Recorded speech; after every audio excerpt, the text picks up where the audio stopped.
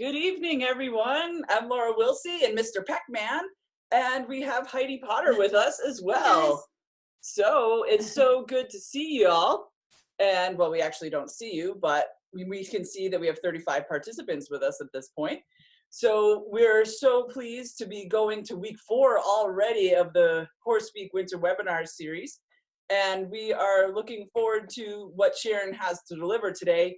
Sharon did an epic webinar at the 1 o'clock today, so we're looking forward to hearing it again for y'all.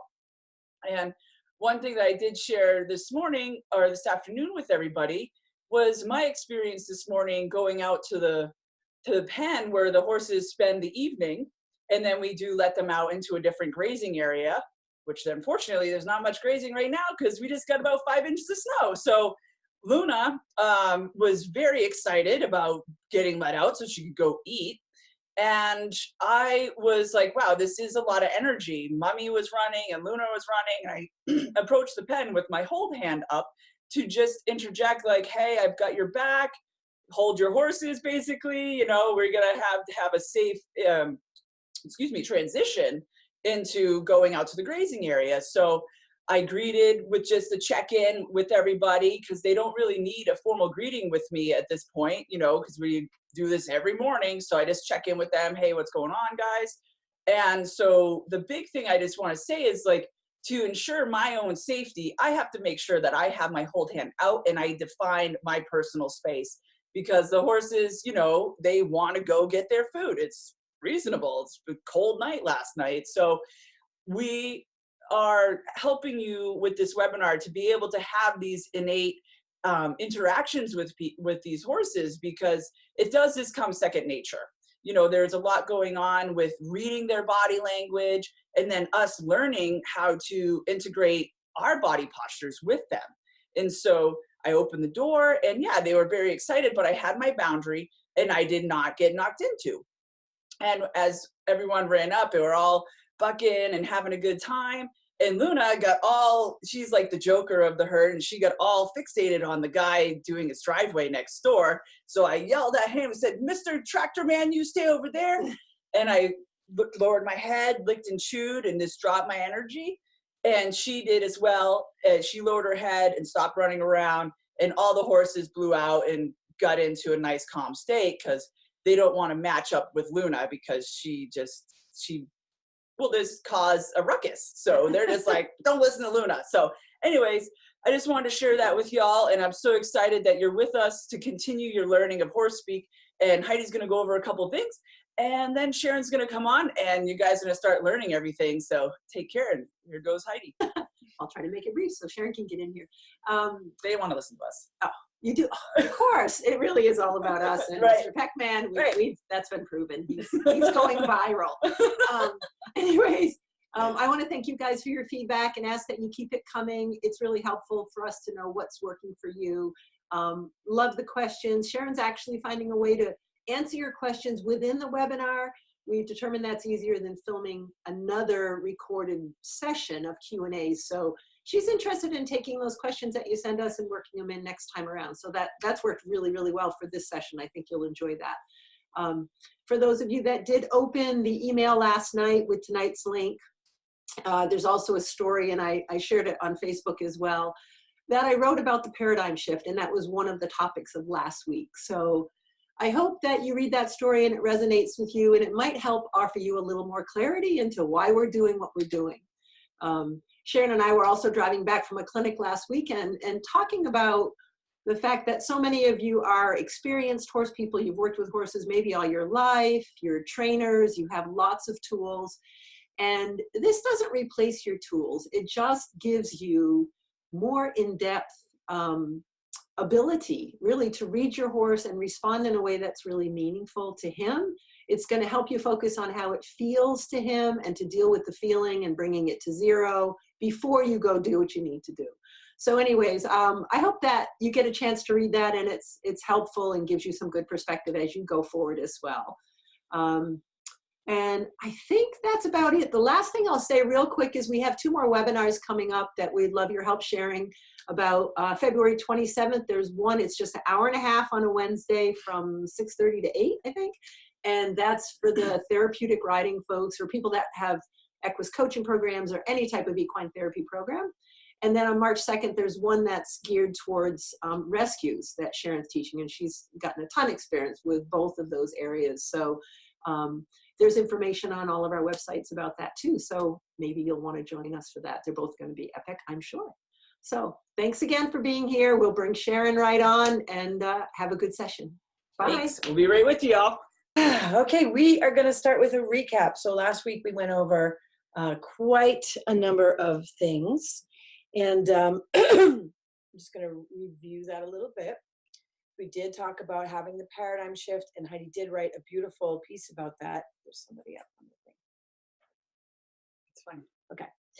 And I'm always reminding you from week to week that horse speak comes from horses. So I'm going to keep bringing that up only because people have such a history of training horses. That's the orientation of having a horse, is that you're training the horse. And so it can be tricky for us to get out of and unpack some of these old habits. So I'm always going to remind you that this really does come from them.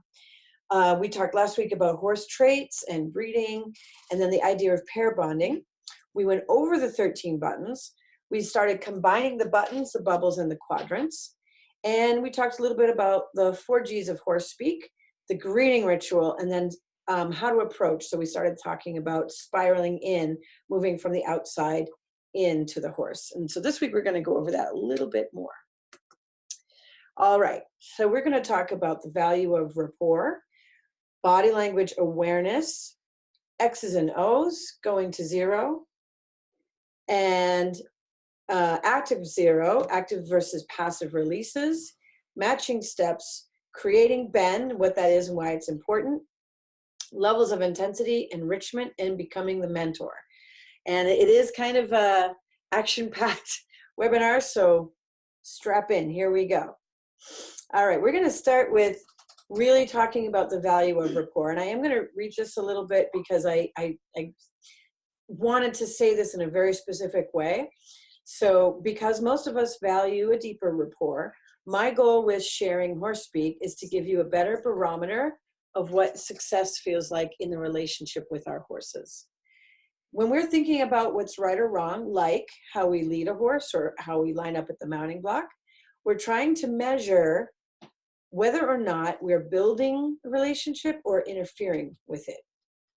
With a house pet, natural and mutual understanding of body language evolves organically, right? So horse speak allows you to fill in the gaps of understanding that exists already with a house pet, but is missing from our relationship with our horses often because simply we don't live with them. So, okay, Mr. Peckman's running around the floor down there. So like living with a quail. So the idea that I'm trying to put across here is that the moments that we have a really nice day with our horse is because we have slipped into like an instinctive, natural way of being with them. And most of us have figured out 1 or 2 things or more that allows us to feel connected to our horse. But unlike living with a dog or a cat, and that can give you exact and specific nuances to their body language all day, every day, like, you know, the cat's hungry, so there goes things off the shelf, or the dog wants to go outside, so there's a scratch on the door, and there's going to be a constant with that. Whereas when you're with your horses, we usually are not living with them in this way that they get to tell us moment to moment to moment what all of the nuances are. Pardon me? Okay. Now, okay. So going into this thought a little bit more, you know, I come across this often. People give me questions. What's the right way and the wrong way to do something? Well, where's the right place to lead a horse? Or if my horse leads up by my shoulder versus if he leads behind me, is that right or is that wrong? Or so what's the right or wrong way to lunge a horse? Or all these different things. But really, I think what's going on underneath it is I'm afraid to ruin my relationship with my horse. In fact, a lot of people have a hard time in the beginning setting boundaries and using the go away face button because they're like, now I want my horse to come closer to me. And why would I send him away? That's a little counterintuitive. So what I want to say is that horse speak is not training or drilling, okay? And you don't have to teach this to a horse. You're learning it for yourself, all right? They already know how to do it. For troubleshooting, I did include here, if you have a rescue horse or a horse that's in for, reschooling, or is a remedial horse, what you're really doing is bringing up what that horse is struggling with. Okay, so that's really what horse speak is going to do, is it's going to open the door for the horse to say, I'm confused about connection and respect. So when you say I can connect with you, I'm not really sure where I should be landing. Can I touch you? Can I touch you here? Can I touch you here? Can I touch you there? Do I not touch you? Do I stand still? For how long do I stand still? So there's a lot of stuff going on. And if a horse isn't doing one of the horse speak things like the go away face button, they're having a hard time with it, or you're having a hard time figuring it out, a lot of times that horse is saying to you, okay, I didn't get this. I didn't get the right socialization. I was handled roughly. I'm a high intensity horse. I'm nervous. I'm confused about the bubble of personal space. So I always take whatever the horse gives me as feedback and I say, all right, cool. This is giving me a lot of information. And now if my horse is struggling with go away face, I may also have a struggle on a lead rope or at the mounting block or any number of other areas, because this should be a simple conversation. So if we can't get through this, it can be reflected in any number of other places. However, if we can keep it simple and I can stay at my zero and help my horse find a healthy, happy connection to his go away face button, all those other things are probably going to get better as well. So that's the cool part. So we're going to come back to this idea of boundaries. All right. And really what's happening is that when we saw the picture of the guy with the dog is in his lap. And most of us would like that. We have a cat gets in our lap, or you want your dog to snuggle you. However, if the horse tries to snuggle you, they come right up in your face. It can feel good on a certain level. And in this picture, the woman is in her O posture and she's relaxing. And so they've come in to check her out and to greet her.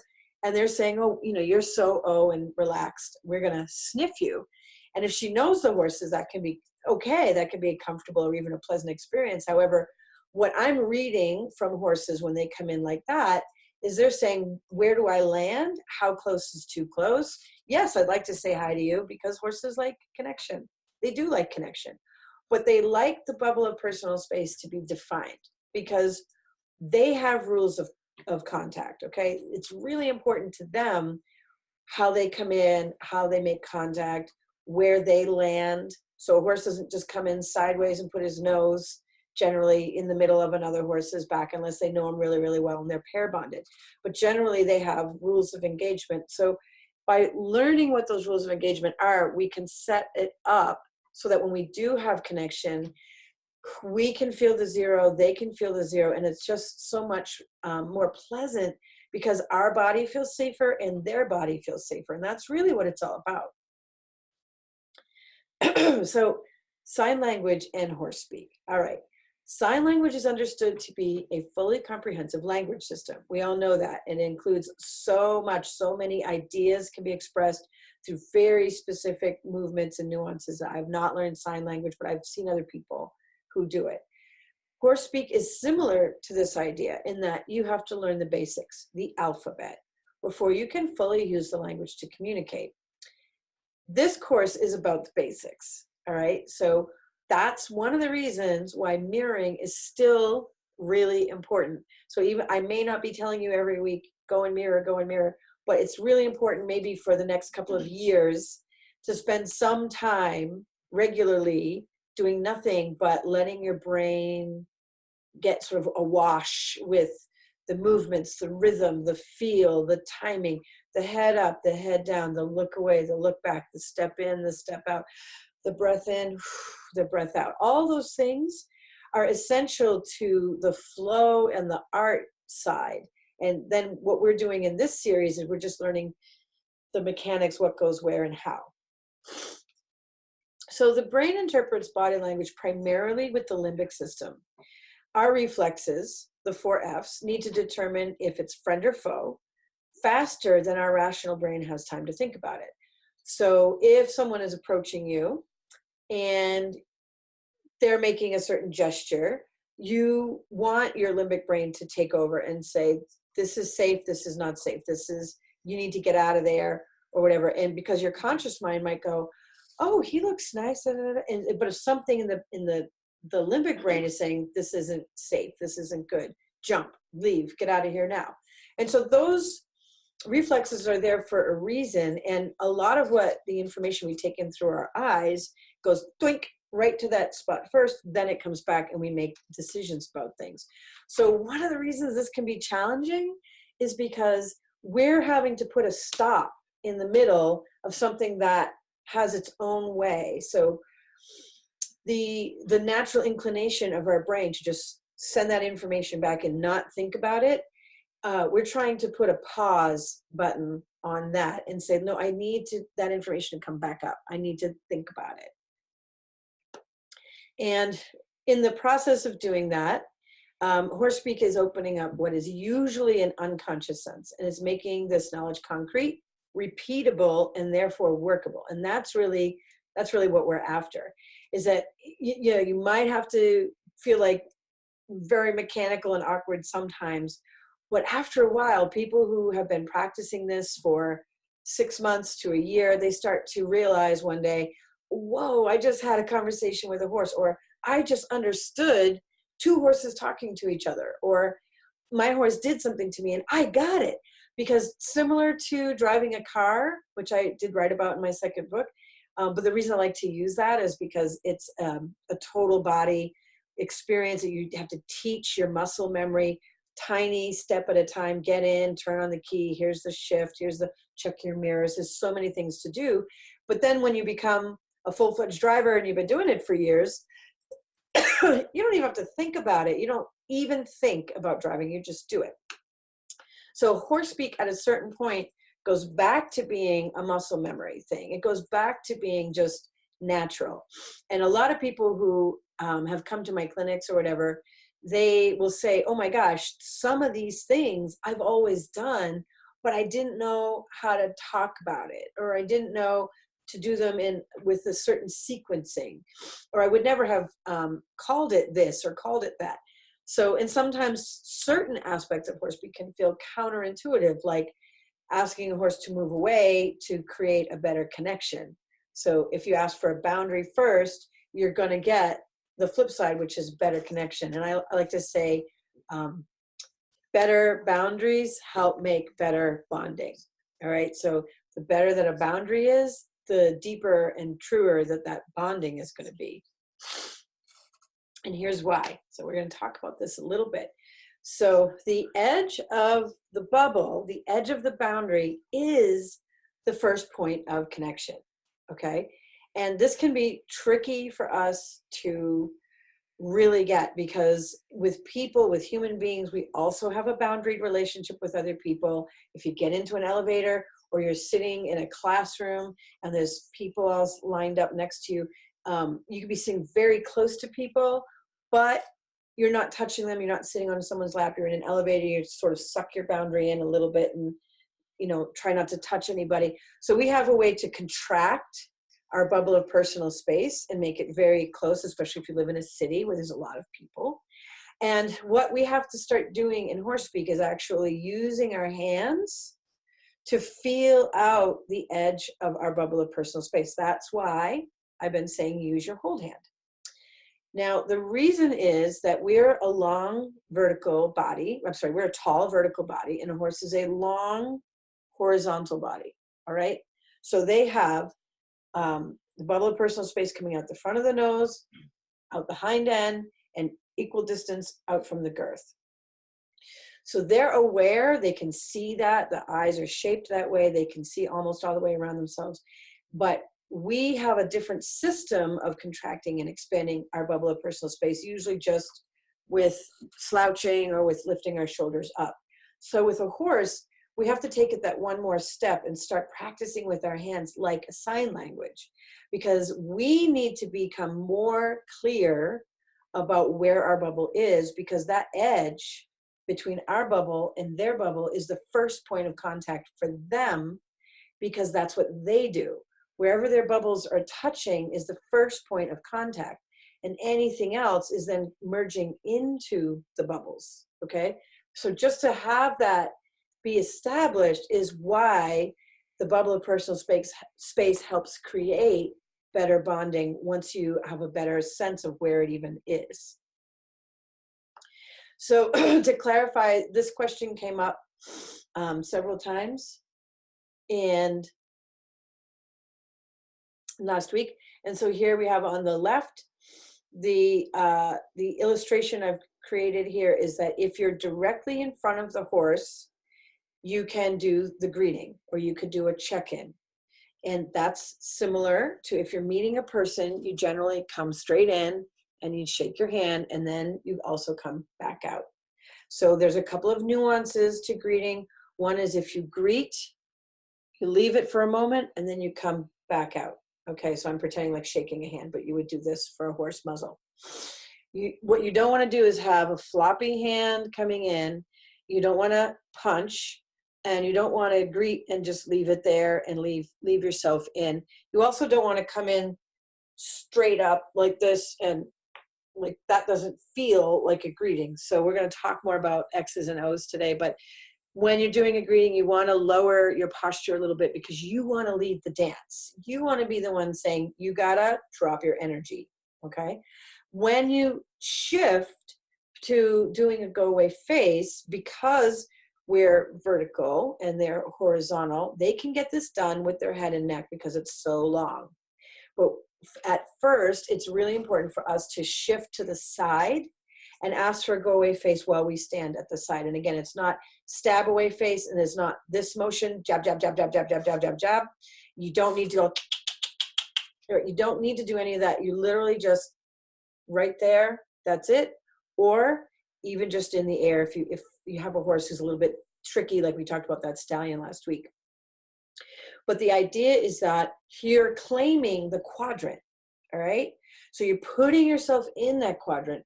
You're claiming that quadrant. And it's very clear to the horse, oh, I can have this quadrant. And then it's easy to say yes, because you're in this quadrant. You're not directly in front of him trying to get him, all right, I greeted you, but now go away. And that doesn't look like it. That looks confusing. Or I'm trying to come in like this. So if you go to the side of one quadrant or the other, it's clearer for them. Okay, and hopefully that clarifies some of the confusion. And here I did the illustration with the horses themselves. And so you can see that a horse can be in any position and talk to the go away face button, because they can use their eyes, they can use their muzzle, they can get in there, which is the big round part of the cheek, pretty much anywhere within that cheek. It's not a specific button like only right here. Some of the buttons are very, very nuanced and specific, like the play button is pretty much right here. But this is sort of anywhere from the eye to the bottom of the cheek to the back of the ear. It's a big, large space.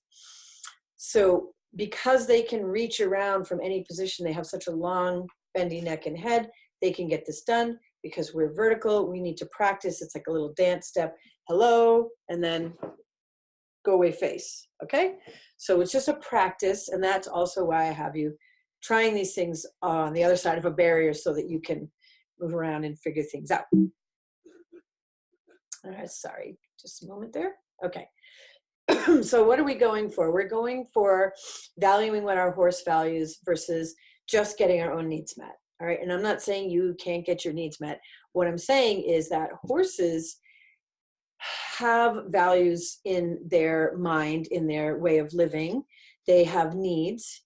And when we can meet those needs, and we can respect their values, which are pretty simple, actually, they're going to turn that around and they're going to bring more of the juicy, yummy stuff that we really want in that relationship with the horse. So this is a quick little story here. This is a very sweet lady, and this is her horse who had a buddy who had passed away. And so she called just because she said, I can't get him to go in the stall. So he's standing out there in the rain. It's open door stall. He can go in and out whenever he wants. But since his buddy died, he won't go in there. And I don't know what to do. And I hate him standing in the rain all the time. I don't want to throw a blanket on him because I don't really want to do that. He's getting older. What can we do? So I went to her house and she practiced a couple of different things. And at this point, she just was to stand by the stall in O posture, which we're going to talk about in a minute. And he put her in buddy up position. And this is one of the beautiful things about working with horses in this way. When you do start to spiral into their space and you do get closer to them and you're in your O posture and they know that that's what you're doing and they understand, oh, you're going to be quiet and steady. And I can tell you things by aiming my body parts and my buttons at you. So when he put his shoulder on her, he's saying, you're my buddy. I trust you. And for me watching, I said, great. So you go into the stall and beat it up. Go in there and blow away the boogeyman and bang on the walls and you tell whatever's scary in that stall to go away. So she did it. He did not go in the stall at that moment, but I got a call from her later. That night she went out to feed him and he was in the stall and he stayed in the stall. He wanted breakfast, lunch, and dinner in that stall. And I don't remember how many months he hadn't been going in it. But so it was, for him, it was a simple thing that he just needed someone to be his mentor, to be his guide, and to say, this stall is safe. It's okay for you to go in there. And he believed her. So now we're going to talk about some of the nuances of body language that I've mentioned. So to make it simple, I've brought it to X and O body postures. All right, so X posture and O posture. And an X posture in a horse is when the head goes up, the intensity goes up. An O posture in a horse is when the intensity drops down, the energy drops down, and they go into their zero state. So there's different kinds of X for different reasons, and there's even different kinds of O for different reasons. But at least I want you to start saying, oh, he's in X posture right now, or look, he's really, really in an O posture. Okay? So we're going to think about how we can emulate that. So if we're in a conscious O posture, you're taking, I think on week 1, I told you to put these fingertips together like this and drop your hands in your lap. Just doing this tells your brain to relax. So just having these fingers together, these ones right here, I'm not exactly sure why. Someone has told me some different things about acupuncture points and meridians and things. But all I know is that when I have everyone in the audience do this, it only takes about a minute and people start going, and they didn't even realize they were doing it. So you put these fingers together or you rest your hands together. It's not this. So this is actually a tension. So it has to be a restful hand posture. And you round your shoulders, you round your arms, and there's an O posture. So the O helps your zero happen, but it also looks beckoning and it looks welcoming. Now here's the challenge. If you're in a neutral posture where your hands are down by your side, it can look like an O to a horse if he's not entirely sure that you're not doing that intentionally. Okay, so some people are very O-ish, so they're kind of naturally soft and they're naturally rounded, and so then horses come in a lot. Or you're standing there and you're trying to be soft and relaxed and rounded, and you haven't actually invited the horse in. You're not really saying, hey, come here. But the horse is maybe friendly, or they're looking for contact, or they have an itch, and they say, well, you look approachable. I'm going to come on over. So that's why I want you to know about confused neutral. This is one of the biggest reasons that people get frustrated is they're in a confused neutral. They think that they're not asking for it, but the horse says, kind of looks to me like you are, which is where hold hand comes in, because here you go. Here's a little mini X, okay? One or both. This just says, no, I didn't want it. And it's not to push and to say, hey, I didn't want it. It's just to say, no, I wasn't looking for it. This is, again, why the practice is so important, to find the edges of your own bubble so that you can tell that the horse crossed the line. Because if you waited, oh, hey, I think he crossed the line. He's already touching me. All right, the horse is like, you didn't notice. I've been walking for 20 paces and you didn't notice that I had crossed the line. So you want to be saying, no, that's my glass wall. Don't come on the other side of it right now. Okay, now you can come. You just want to be really clear. So another thing about O posture is when a horse is using a low head and using, trying to relax their face and even put their ears sideways, but they're a little bit in a shutdown mode. So like this horse she's a very good horse. She does lessons and she works all the time and she's completely trustworthy. But her owner was saying, you know, I can tell that she's shutting down. I don't know how to help her open up, but she's not working that hard. She does some therapy lessons and it's not that strenuous on her, but something inside of her she's just getting tense. So she's not saying no, she's not resisting, she doesn't do anything against it, but that eye wrinkles and the face just looks like, oh, I have to do this. And so what we wanted to see is, well, can we bring some joy back to her in this work? Can she do this lunging session and find her actual zero, you know, find her actual joy in this work? So this is the before picture, and then there's the after picture in this one session where she's licking and chewing and her eyes are present and aware, her ears are perky, but they're still sideways. And she's coming towards the camera because this was fun. I had a good time. All right. So I just want you to start combining some of the facial expressions, some of the other nuances, and really looking, because just because her head was down didn't mean that she was in her zero. Okay. So that's important to be able to know the difference. Now we're going to talk about X posture. So an intentional X can be delivered without a lot of intensity. We're going to talk about intensity in a few minutes, but just being good at putting your hands up into hold and then transitioning that into a driving motion, okay? Driving or sending or motivating, you can call it a lot of different things. When you move with your fingertips in, this clearly is a movement. I would like you to move away from what my fingertips are doing. Whereas this, you don't have to move, just don't come any closer or hold still. So these are intentional X's. And on the bottom picture, what you're seeing is either a refined X. So once I have these motions down, I'm very clear about it, I could just do it here. My shoulders are back, my head is up, I have a level of intensity in my expression, and so boom, I want you to go that way. Now, if you don't know and you're kind of an X person, then you think you're being soft, but you're looking like this. Hi. Okay.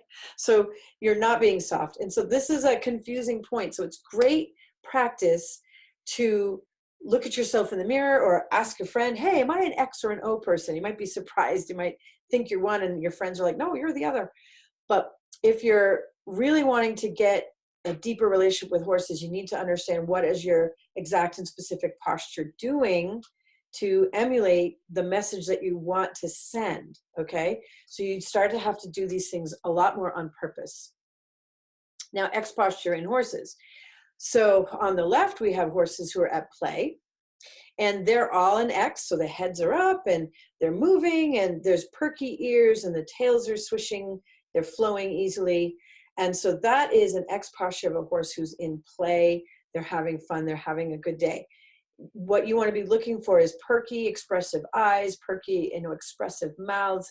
The ears are forward. If you have ears that are super stick straight, like the other horse, the horse on the right here, if her eyes bug out of her head anymore, they're going to pop, right? And her ears are straight up. And this is the look.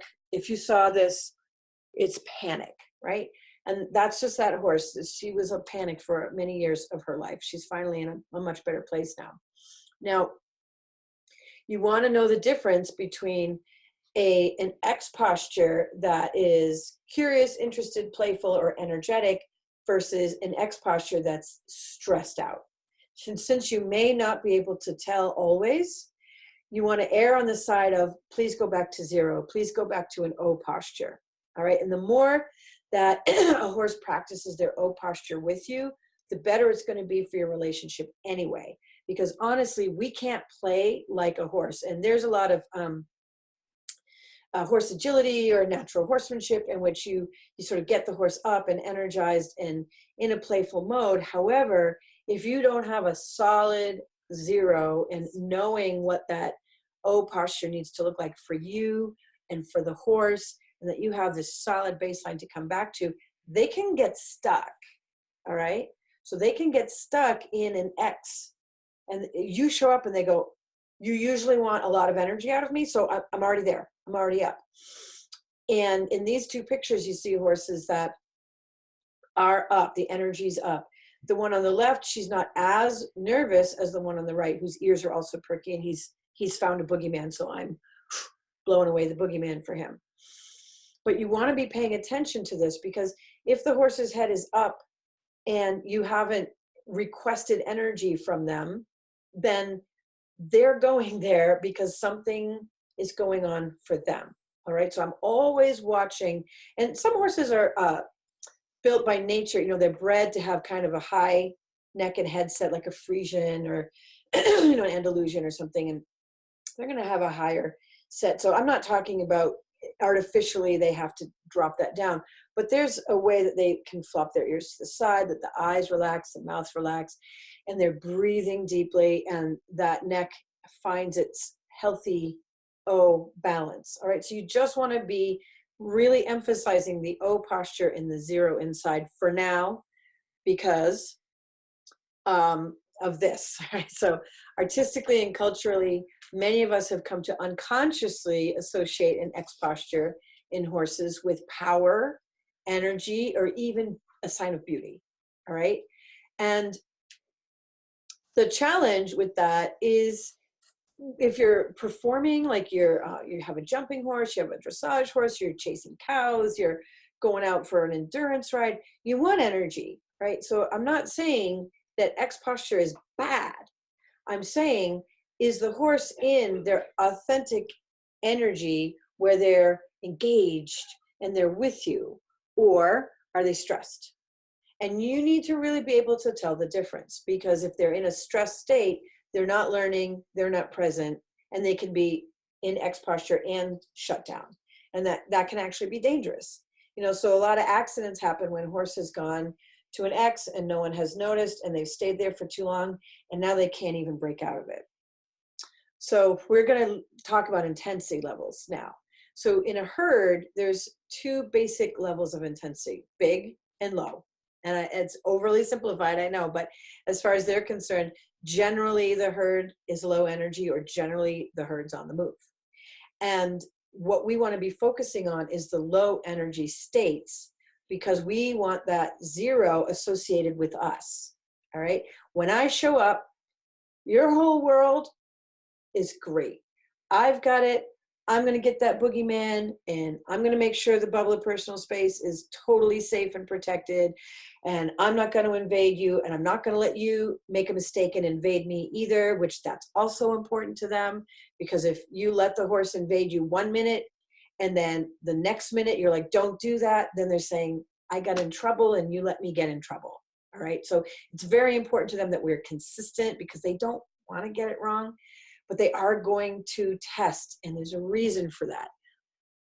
Horses test the lead horses, because if the lead horse that day stepped in a gopher hole and twisted his ankle, he can't be the lead horse that day. He's wounded.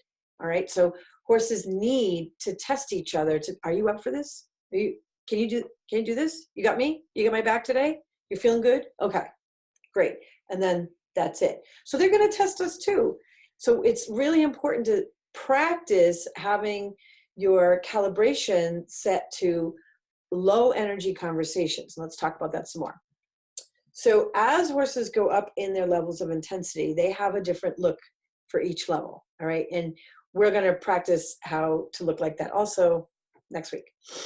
But for them, for this week, you just want to think that when they have an intention, they have a medium head, they have some perky expression, they have maybe a beckoning expression on their face. But basically, if you were to paraphrase, you would say, think I'm going to go have a drink. And they might look for a long moment. And in doing so, they're determining what they really want to do. But they're also broadcasting to everyone and everything around them, thinking of leaving, thinking of going to have a drink. A lot of times they'll even nod their head down. And then when they lift it up again, okay, ready to go. And then they go. Now, level 2 is what I call asking. So this is a point where they're saying, I want to go have a drink. I want you to come with me. So they might shoulder in to another horse and there's sort of a scoop.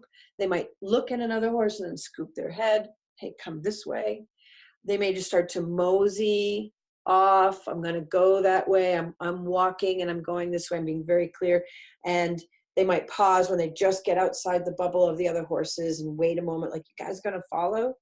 So those are the 2 levels of beginning to do something that I want you to start really paying attention to, because we can have a lot of success there. All right. This is great for us because it means they're paying attention and they're listening to you, but they're at a low intensity level. So they're really thinking. And that's what we want. We want horses to really think and really consider what's going on, not react like this. So on the level 3, you get to the place of requesting. So in this place, like this horse, the big bay in the middle, is requesting whatever. He's saying, get out of my way. And he's got some horses following him. He's going to go that way. So he may be saying, the horse who's in front, you need to go away, face, body, neck, get out of there. And that is going to look like, in this case, he's got actually somewhere between an O posture and an X posture. So his face is looking X, the ears are concentrating, the mouth is sticking out. It's a pushing energy, but the low head says, I actually don't want conflict. If I get there and you're still there, there might be conflict, but I actually don't want a conflict. So that's why using these motions with your hands is the same.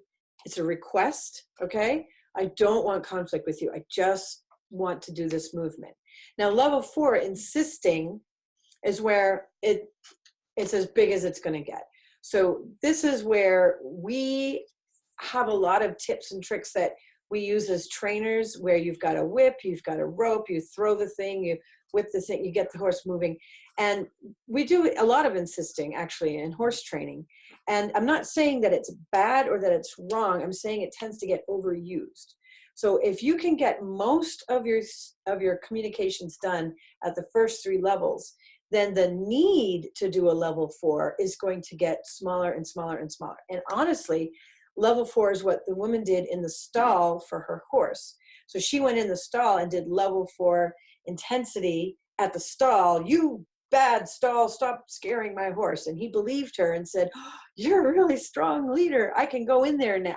So the best thing that I teach people is to actually do their level 4 intensity, not on the horse, but on something else. You can throw a rock, you can yell at a tree, you can kick a fence post. But when you look like, hey, I'm claiming the space here, but not against them, what happens is the leaders who do that space claiming, if you turn horses loose in an area, you'll see one of them will sniff the things in a very determined way and look around at the things, and they look like, I've got it, I'm watching out for all the things.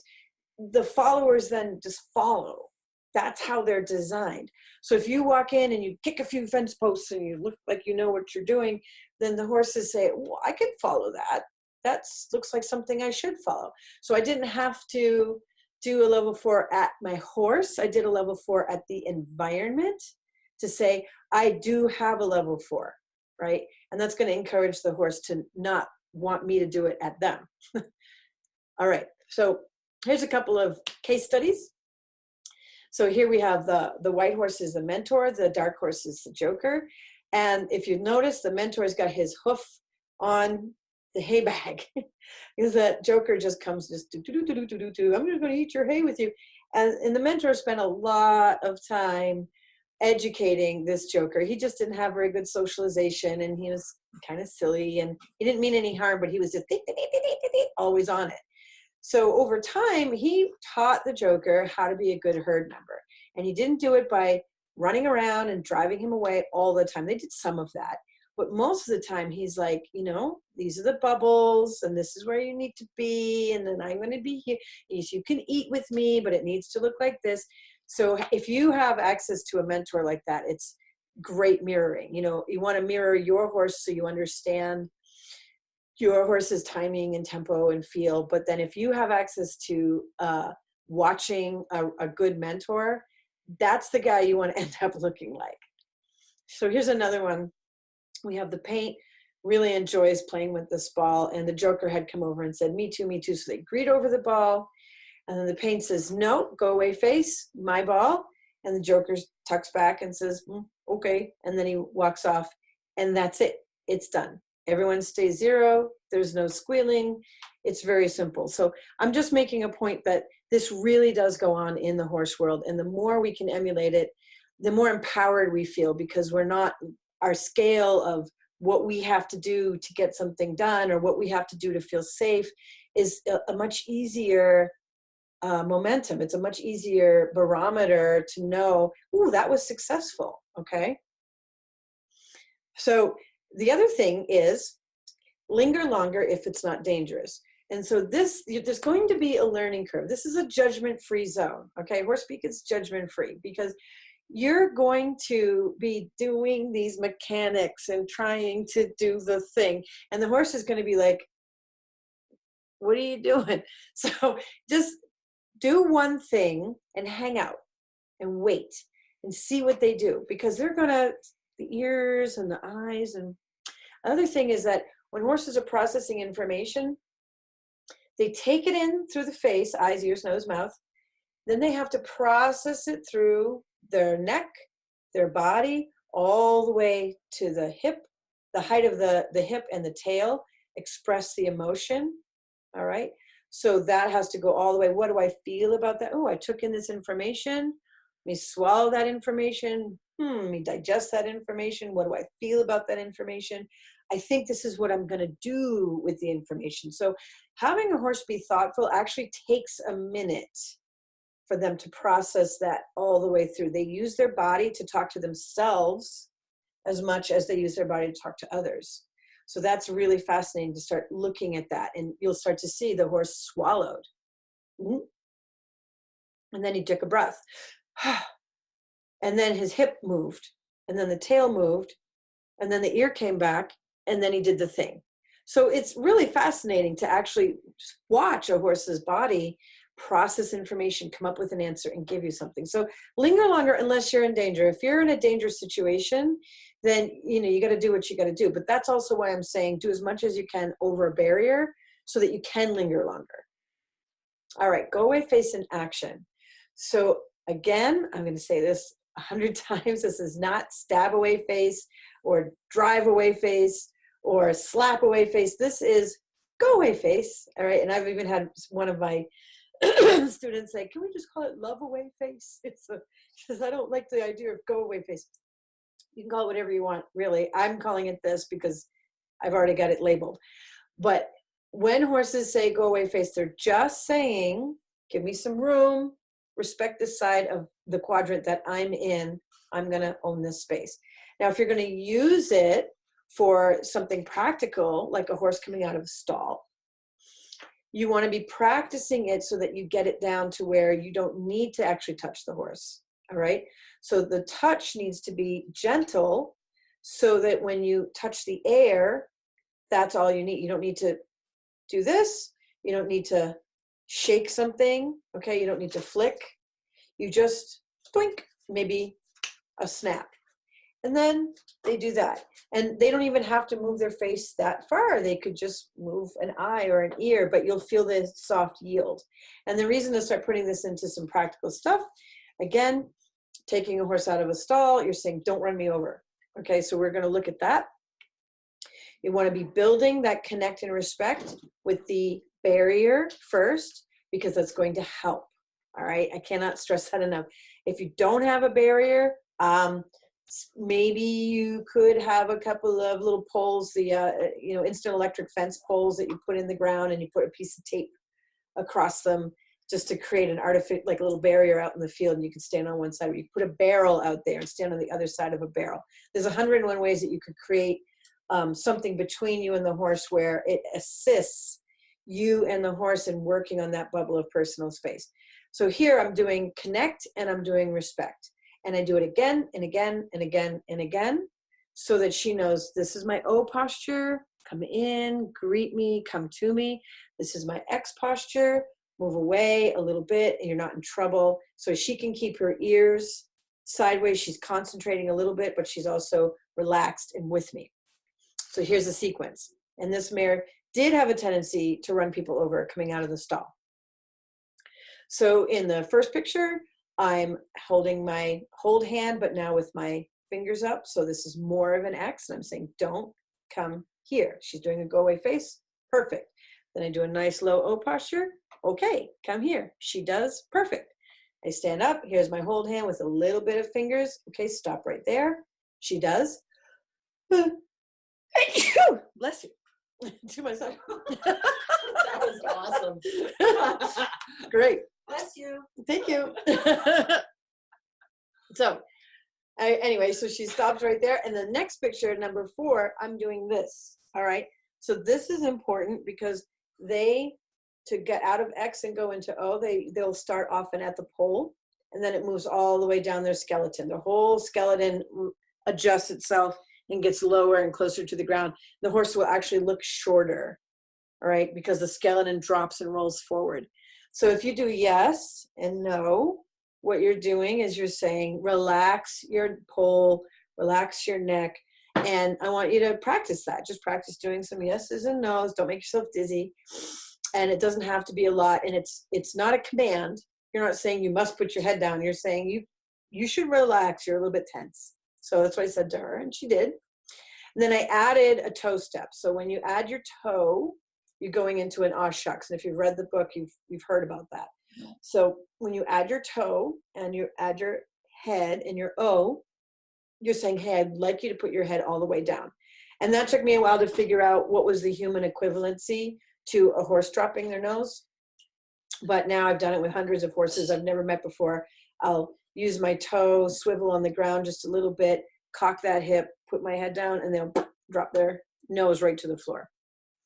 So we're going to talk a little bit more about releasing. Okay, we're going to talk about passive versus active release. Basically, when horses have a stressful encounter, they can go use passive releases, a roll in the sand, or taking a nap, or maybe a little grooming session with another horse, whatever. They have their horsey ways to release stress. So if they go in the wild, some Mustangs or something, they go to a water hole and there's a lion and it jumps out and scares them, and they run away. Then after that, they're going to release that cortisol because you can't rest and repair with all that cortisol. Okay, you need to let it go. Now, in our world, because we may be asking for high intensity things, so we're doing a jumping round, or we're practicing patterns, or we did a 2.5 hour trail ride, there could be levels of emotional intensity, there could be levels of physical intensity that's higher for longer periods of time. And so the horse could get stuck a little X-ish, okay? They can get stuck with a little more cortisol in their bloodstream than is good for them. So then you need active releases, okay? So, or the horse is fine when they're by themselves out in the field, but you go get them, put them on a lead rope, boink, the head goes up. So that horse needs active releases. So active 0 for horses helps them not only create bonding in the herd, but it also helps them personally create homeostasis. So they go back to rest and repair.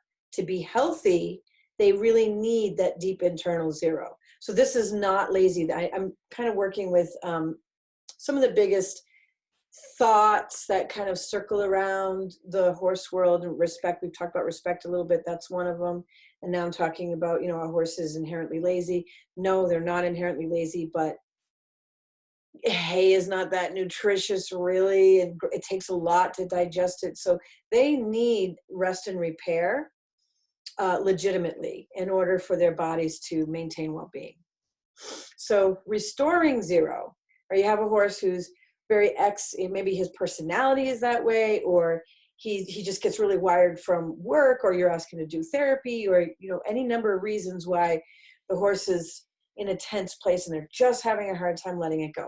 So the vagus nerve luckily runs right down the carotid artery. You also see all these little tendrils in the face. It's called the wandering nerve. So it goes through the digestion and the lungs and the heart, and it goes all the way down the legs, does a lot of things. But the easiest access point to use is right here. So where that ridge is, where the carotid artery is also that nerve. So if you take your hand, 1, 2, 3, and then stop.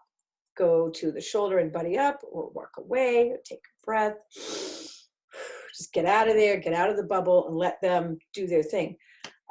This can be so powerful for them. And it was a horse who taught it to me. I was trying to help this horse unwind and relax, and I tried a whole bunch of different things. And this is the one that he said, that's good, I like that. And then I started bringing it to other horses, and they said, that's good, where did you learn that? That's great, that's easy. So the pressure is like if you're pressing through the skin into the top line of the muscle, but not down. So you're not driving pressure, and not too soft. It's not just on top of the skin. It's just a nice, easy pressure with your fingertips. And it's 1, 2, 3, downhill, not back and forth, because that's stimulating. So here we have a horse had come in, it was raining, so she's wet, she's cold. The sound on the roof was really loud, so she was a little bit up. So I did 1, 2, 3 on her neck. And then the middle picture, she was able to shake some of that off and look at me, so we could begin having a conversation, because otherwise she just was, you know, too wound up to have that conversation. And you see the mare on the far right. This was the one that I'd been working, spiraling in to get into the round pen with her, because she had fear in the round pen. So before I did too much more walking and working with her in the round pen, I was stroking the vagus nerves. You can breathe. You can come back to 0 with me. So that leads us into enrichment. And I use this word because I want you to think about what adds emotional value to the horse's day. Now, since the neck is such a big area on their body and it holds a lot of communication, when horses are in a contest with each other, like if they're saying, you get away from that hay, they can be bit right here in the middle of the neck. So that's one of the spots that you'll see them have little bite marks. Now, if horses are pair bonded, or they're best friends, or, you know, they're really good together, they'll reach over and sniff the same spot. So I said, we could sniff that spot too. And guess what? They love it. So a lot of horses love this. You sniff their neck and their eyes will roll up and their ears will flop, and they'll start to lick and chew. And sometimes they'll want to come and sniff you. So if you're not comfortable with that, you could say, thank you, no thank you. I don't want you to sniff me. You can sniff my hand. Thank you for the offer. It's up to you. It depends on the horse and the situation. Always be safe. Now, the one thing I want to say is I have met a couple of horses that, you know, I didn't know them, and we're working through some of their stuff in a clinic, and get to a point, I think, you know, we're there. I feel like things are going really well. I'm going to reach over to sniff your neck. And they go, you're not my friend. Okay, it's not the time for it, I guess. So I just wanted to put that out there, that if the horse is in a super tense state, they don't know you that well, any number of reasons, they might have almost the opposite, like, how dare you, I'm not your friend, you know, or they might just be really surprised, like, I didn't know you liked me that much. So be mindful when you're doing this. But if it's your horse and you know your horse, this is a great way to add some real value. So another way to add enrichment is what I call sharing resources. So when you're a prey animal, you put your head down, there's food. How amazing is that? We are hunters by nature. None of us really have to hunt anymore to get food, unless you call going to the grocery store hunting. But we do have to go get it. So if you put your face down on your floor, there's probably not something to eat down there. But if you're a horse, there is.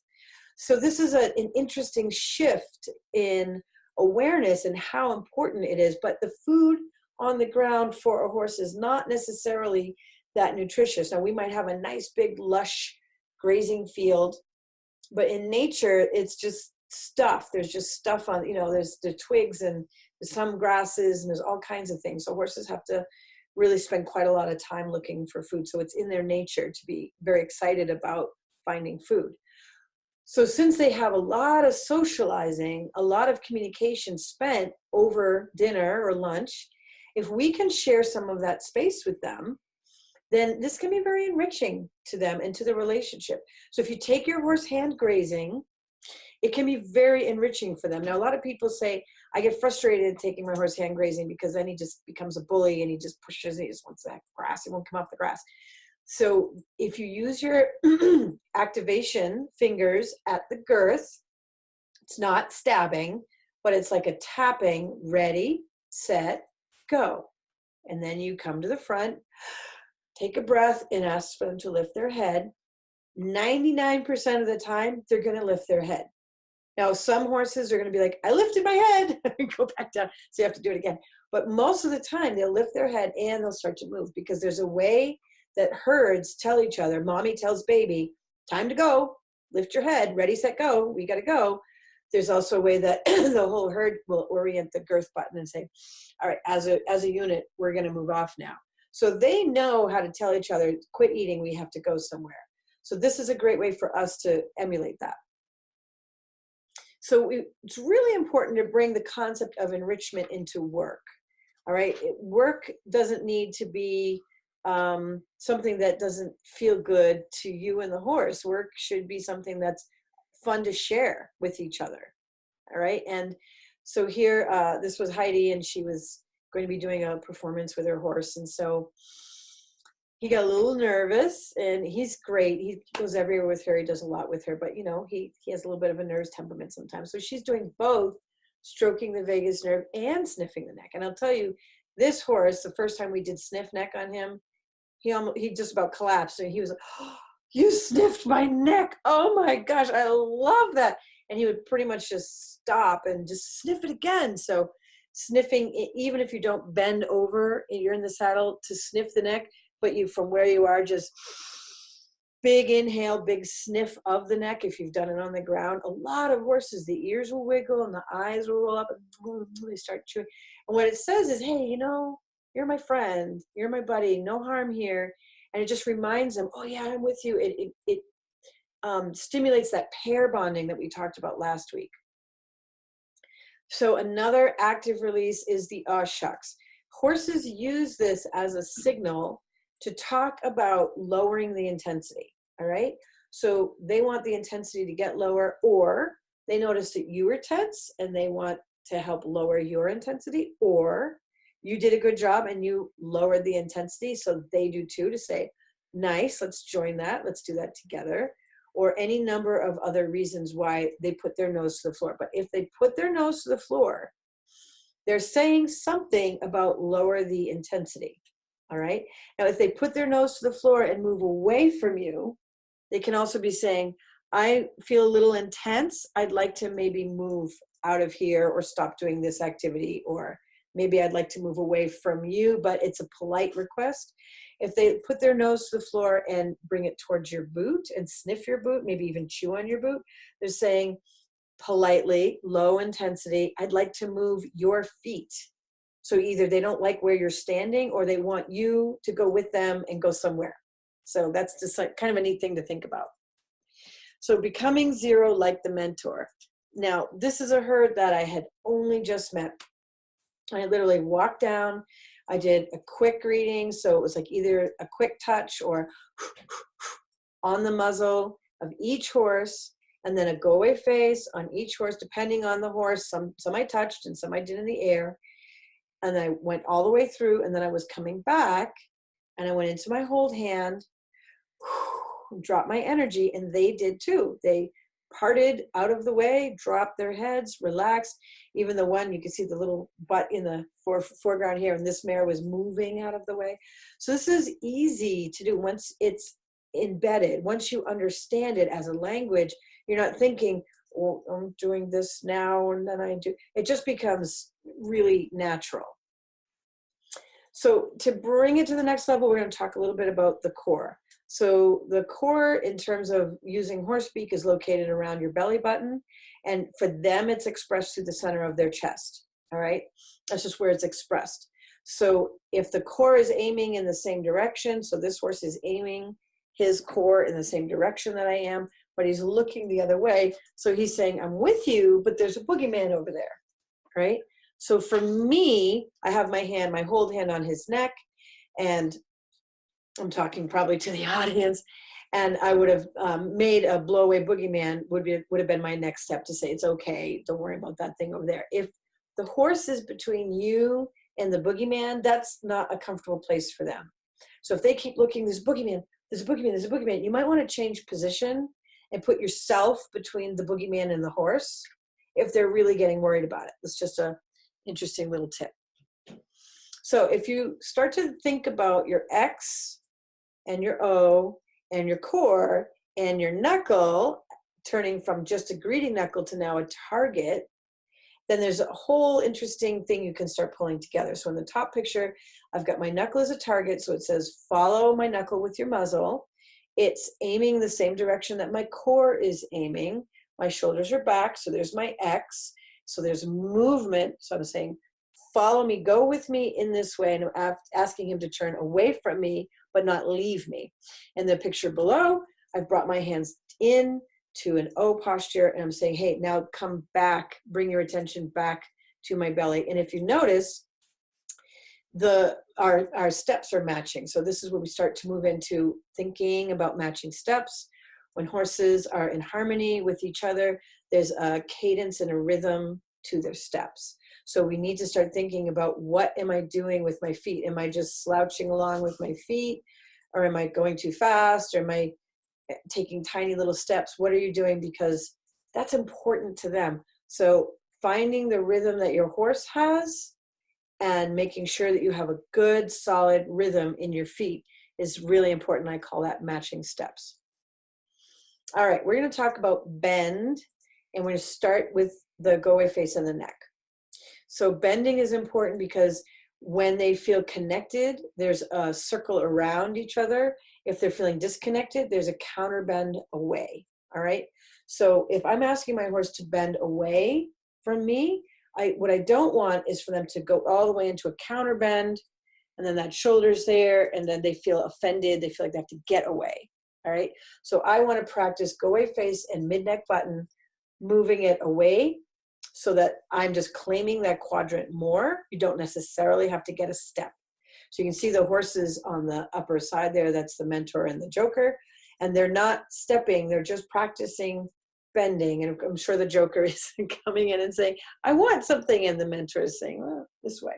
So practicing bending the neck away has a lot of significance. It means a lot of different things, but for now, it's a great way to establish in the hierarchy, I can bend you out of this quadrant.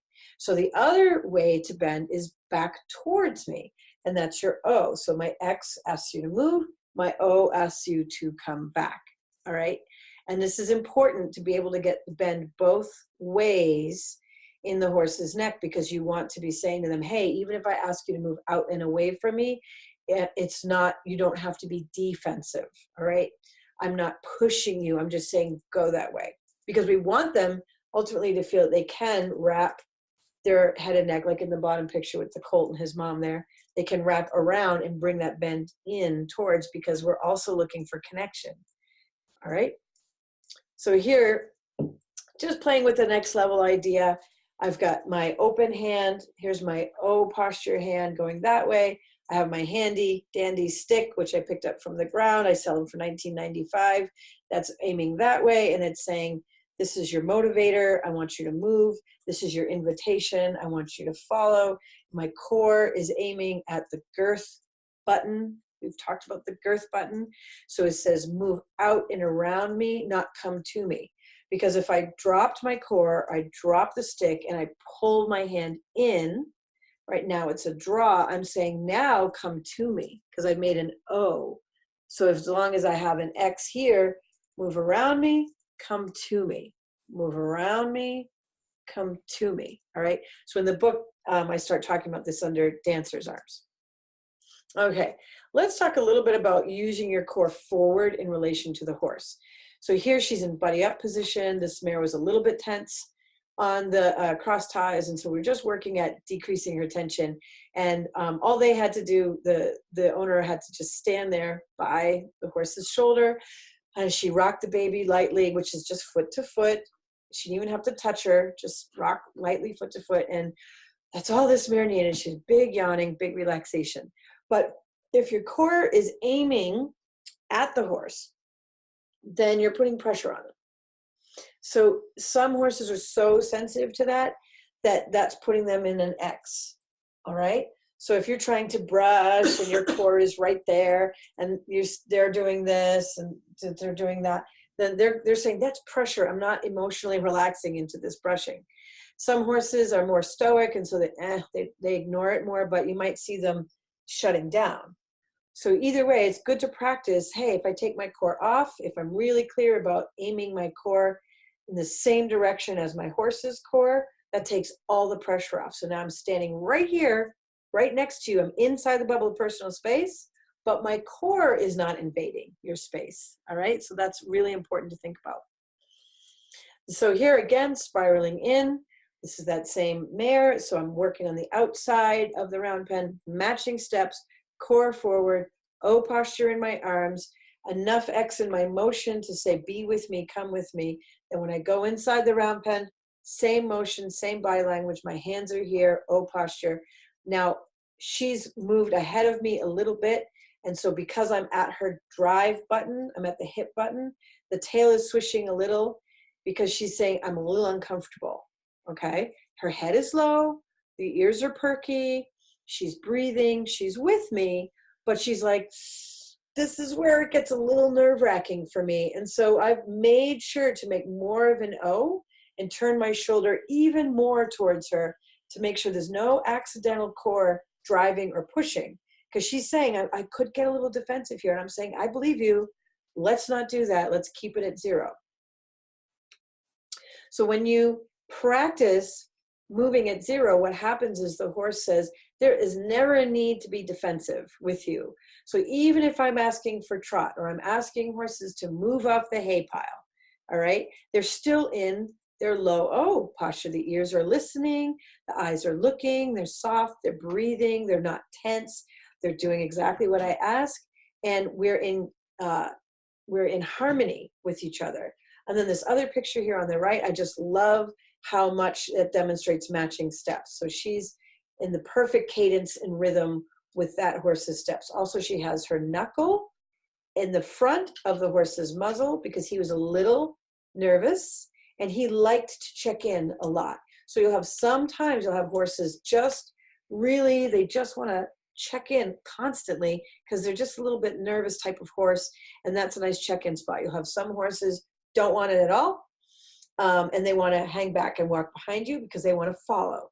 You have some horses who are kind of tense in their face and they're busy with their face. They don't know what to do with it. So you can lead there. You can leave your fingertips at go away face. So you have the lead rope in your hand. It doesn't have to be long or short, just enough.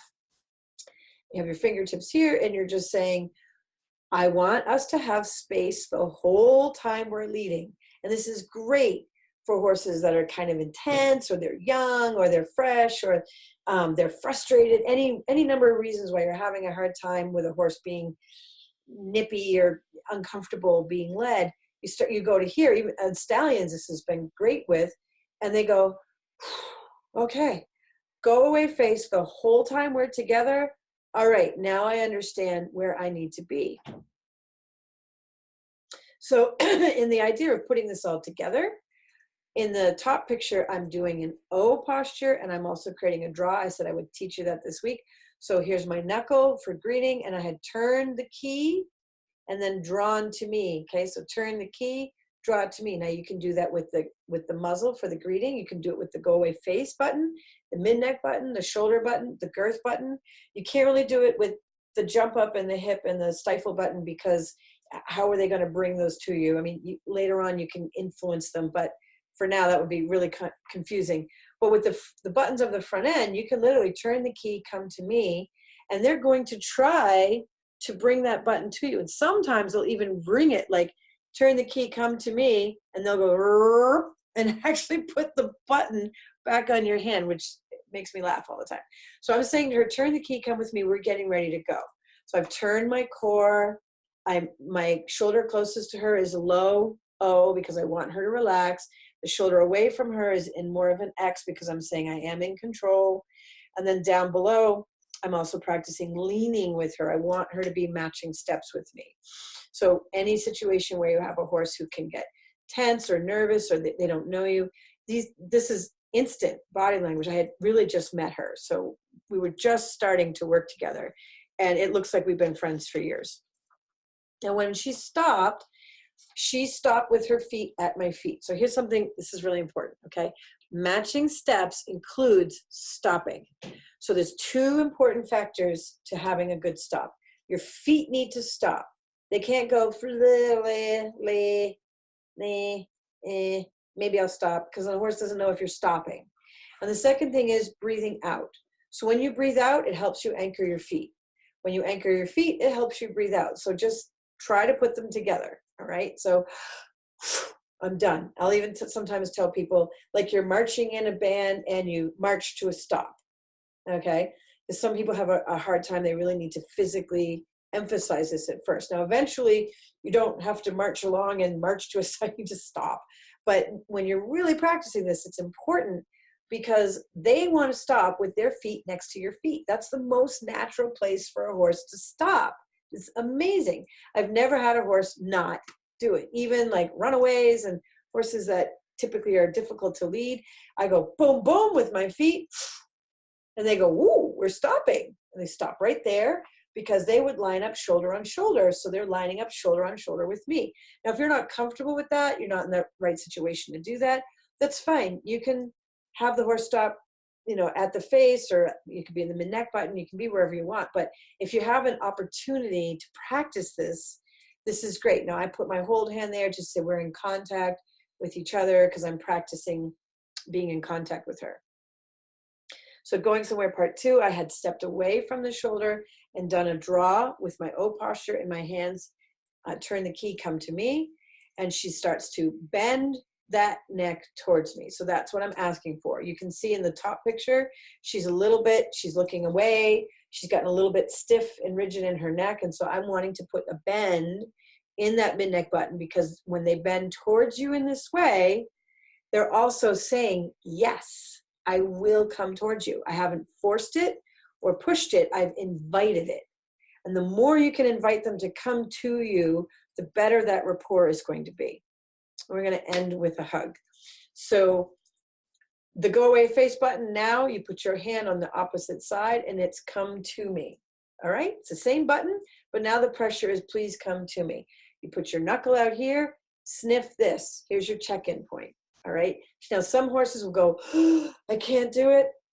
It's the position that a predator will, like a big cat, will put them in to flip them in the wild. So some of their first instincts can be like, I can't do that. That's okay. Just go slow, breathe, work through it. This is a great way to build rapport, trust, confidence, and to build up to things like haltering and bridling. If you have any trouble with that stuff, the hug position is what helps solve that. Also, the hug position can really help with mounting, because if you work through a fear here about wrapping their face towards you and bending towards you, you're also helping to work through any issues that they have wrapping towards you as you get on. So everything is kind of everything else with horse speak, which is really cool. So this is where we're going to end. And the homework is really start thinking of horse speak like a sign language. Where are your hands? What are they doing?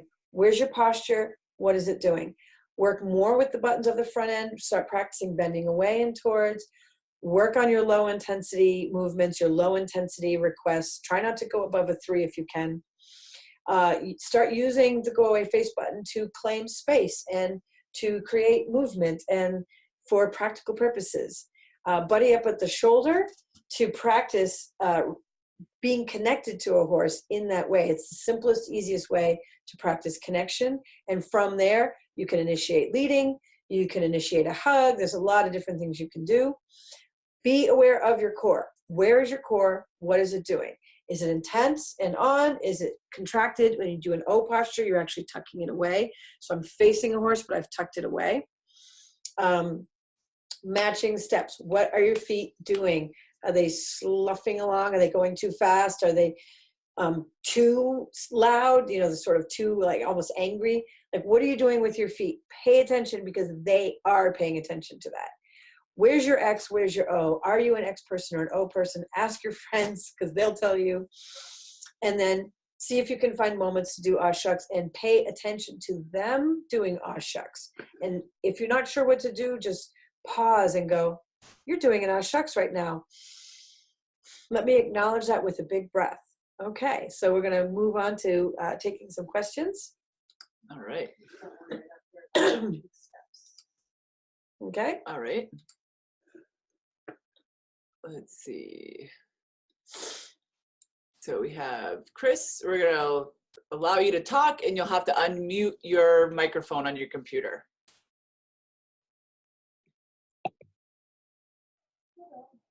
Are you? Looks like you're ready Can to you go, hear me? Chris. Yep. Yep. Can you hear Hi. me? First off, I mean, I love this class so much. I love what you're doing. It's just amazing. I love it. All right. Yay.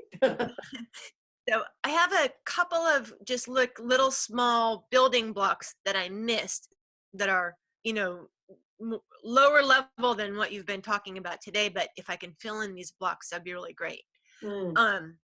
So one of them is if you're doing mirroring, or for that matter, beginning into a more advanced conversation, how is it that you as a human simulate ear movements? Do you like move your head kind of? I try to do a lot of that, but I'm not sure. Oh, you know what's funny? We can't move our ears, right? So Right. Don't worry about it too much. But the pattern of the side of our face, behind our eyes, and the top of our cheeks, you know, if you smile, your ears actually lift a tiny bit. And if you frown, your ears go down a tiny bit. So they can see your ears. They also know that we don't have swivels. Sometimes if I'm really making a point with a horse's ears, I might put my fingers up, not necessarily above my head, but just like that. And then I might go from here to here. And ironically, there's been plenty of horses that see that and then they drop their ears. So I've been able to do like a stand-in for that. But I don't use it all that often. Really, it's just if a horse has such perky ears and I'm like, wow, I need to talk to you about your ears specifically. So I'll use my fingers or 2 fingers, and then I'll do that. So okay.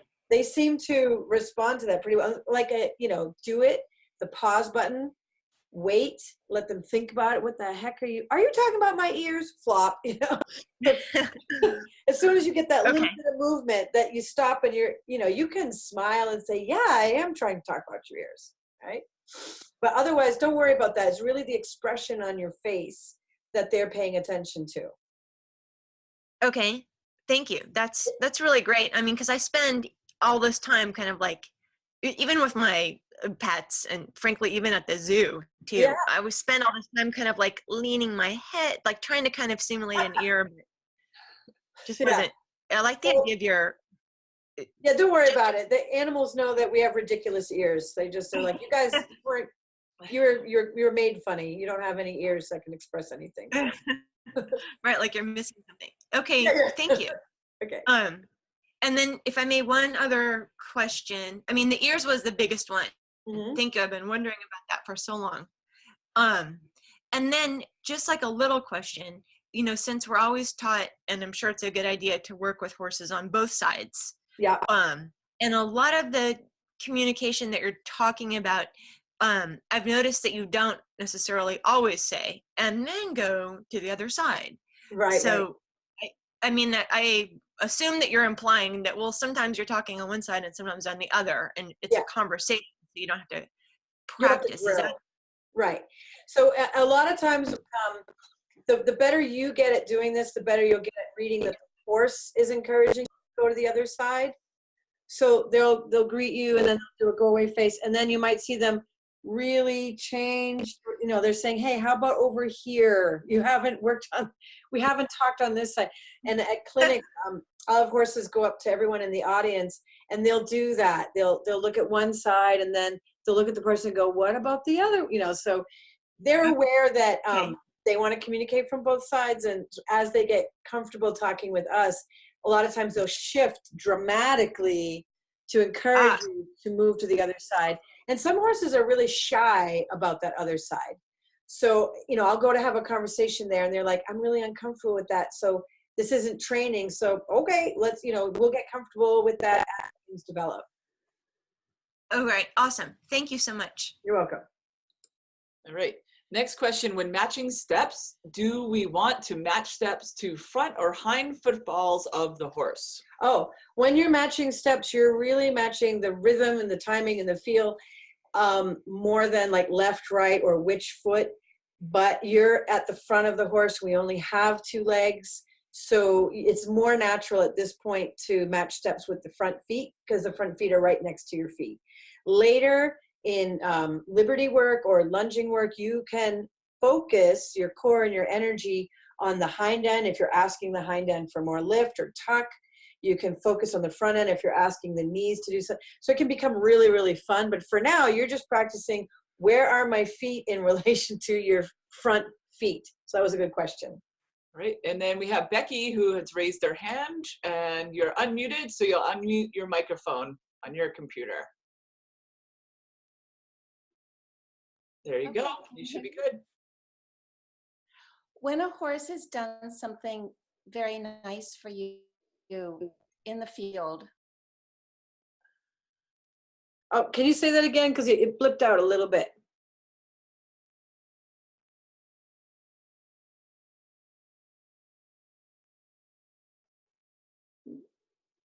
Try that one more time. I guess you can't hear me.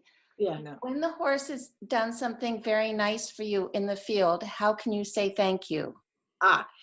So if you step to the shoulder area, either inside or outside of the bubble, depending on the relationship you have with this horse, and take a big breath, basically breathing is how you say thank you.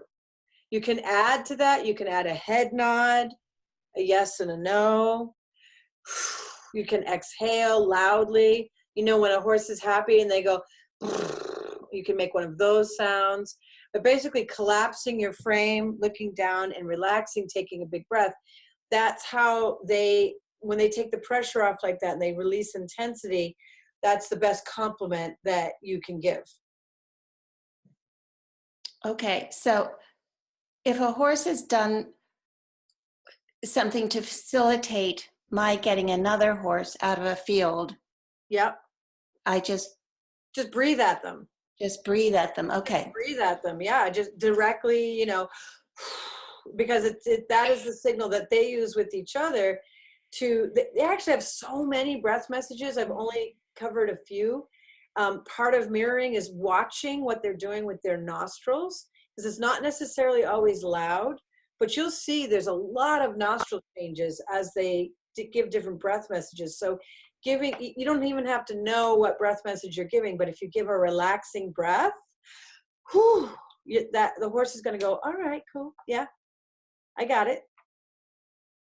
All right. Thank you very much. Okay. All right. And next question. What if the horse seems to want to check in, then ends with a quick nip on the back of your hand, or even after doing the muzzle knuckle circles? Okay. So if the horse is nipping on the back of your hand, then there's a higher level of stress. They haven't dropped into 0. Okay.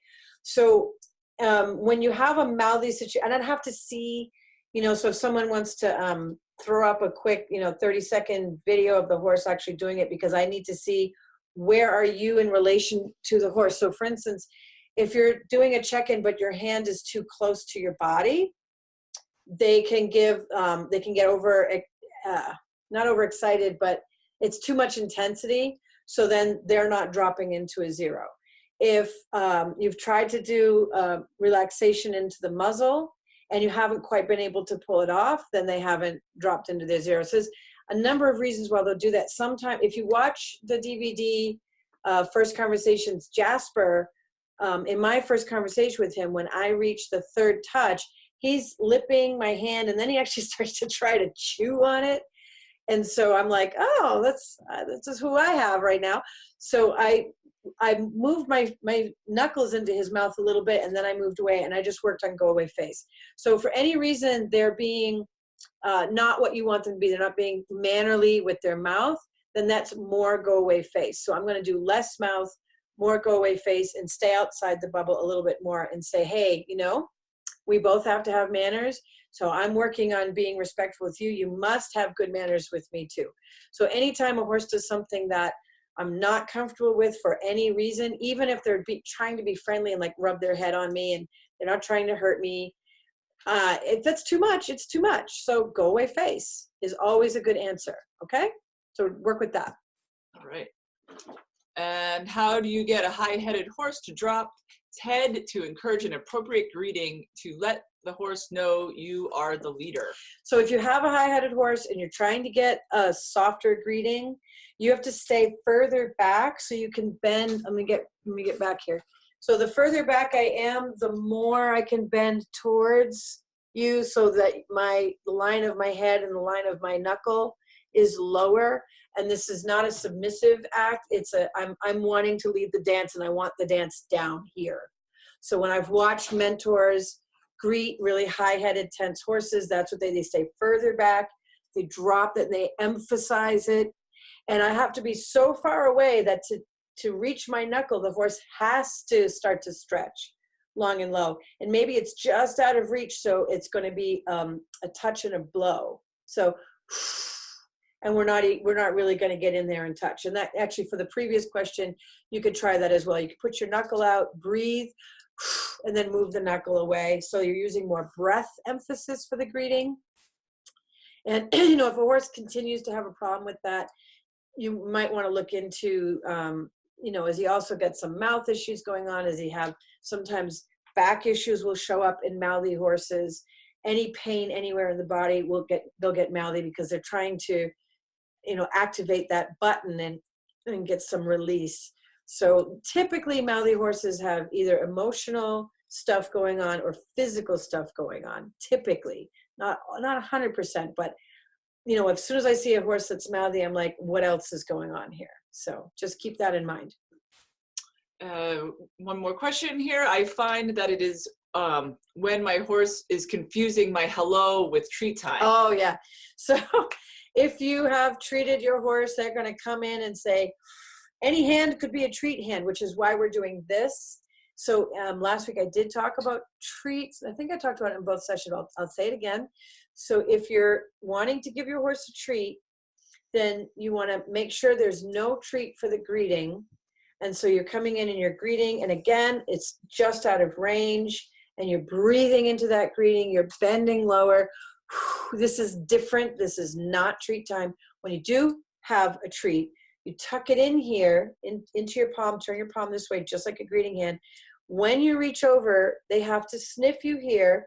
Then there's going to be a slow reveal of your hand turning over, and then you open a cupped palm like this so they can't get fingers and all that. They have to lip into your palm in order to retrieve the treat. And it needs to be low and slow like that. And they might be going, bah, bah, bah, bah, bah, bah, I really want the treat. But if you continue to do it that way and even draw, turn the key, come to me, draw down, what happens is they learn, oh, I need to lip the treat. And when they were nursing on their mother, if they went in to the udder and went yomp, she was going to come up with the hind leg and go, oh, I don't think so. So mom is going to teach her baby, you know, be polite with your mouth. And so if babies got weaned too early, or they didn't get a satisfying relationship at the end of weaning time, they have some sort of unfinished business there. Sometimes you'll have mouthy horses around food. I've noticed that can happen. It's not always the case, but it can be. So either way, you want to be modeling, hey, manners around my personal stuff. Now, mom had food on her body and she knew how to do this. So it's well within your ability to say, this is food on my body. You have to have good manners to receive the food. And if you're having a hard time with it and the horse is too grabby, then don't hand feed. Just don't do it for a while. Throw it in a bucket or something. Get them out of the habit of getting a hand-fed treat. If they really just lost their mind, they can't deal with it. And just use your knuckle for greeting for a while and sort of give them a different relationship to your hand, because, you know, mouthy horses, it's hard. And then if somebody else comes over and they don't know your horse and they get afraid, you know, what if they do a pushback or something, and you don't want your horse to have that experience either. So we're at time right now. So we have a few more questions that we'll go over. Sharon will touch upon them on the next webinar. And yeah, thank you so much for being with us tonight.